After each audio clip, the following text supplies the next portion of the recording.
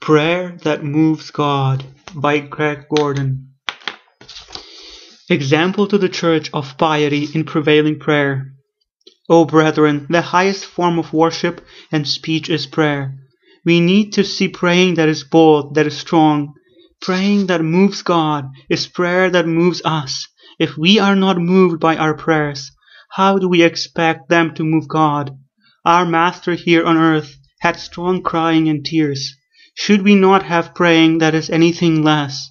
Oh, for a resurrection of fervent prayer, praying that is awed by God, loud crying, lamenting with tears. Gethsemane prayer, agonizing prayer is needed in our lukewarm laid-back Christianity today. Adam Clarke, the Methodist commentator, said, "Prayer requires more of the heart than the tongue." May we not be found lacking in fervent strong heart, crying to our Lord. The prophet Isaiah speaks to the word of the Lord to Hezekiah, and may it be to us also spoken. I have heard thy prayer, I have seen thy tears. E. M. Bounds speaks of men that moved God by their prayers. Mr. Wesley spent 2 hours daily in prayer. He began at 4 in the morning. Of him, one who knew him wrote well. He thought prayer to be more his business than anything else, and I have seen him come out of his closet with a serenity of face next to shining. John Fletcher stained the walls of his room by the breath of his prayers.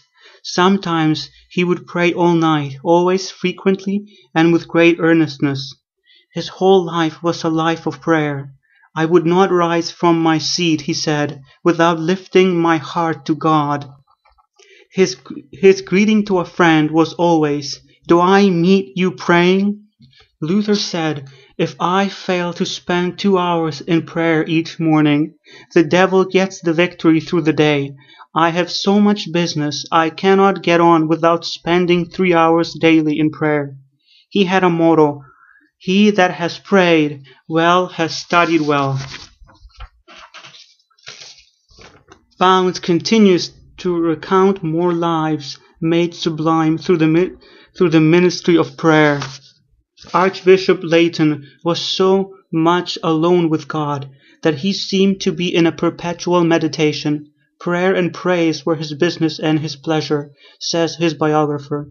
Bishop Ken was so much with God that his soul was said to be God enamored. He was with God before the clock struck 3 every morning.